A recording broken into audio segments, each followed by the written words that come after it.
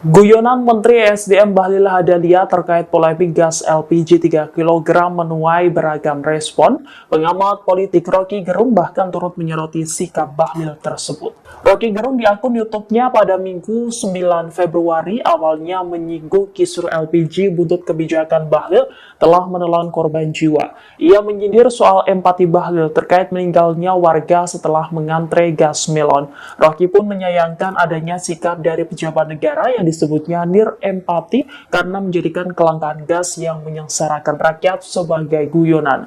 Ia juga menganggap para pejabat negara tampak tidak mengerti tugasnya sebagai pelayan publik.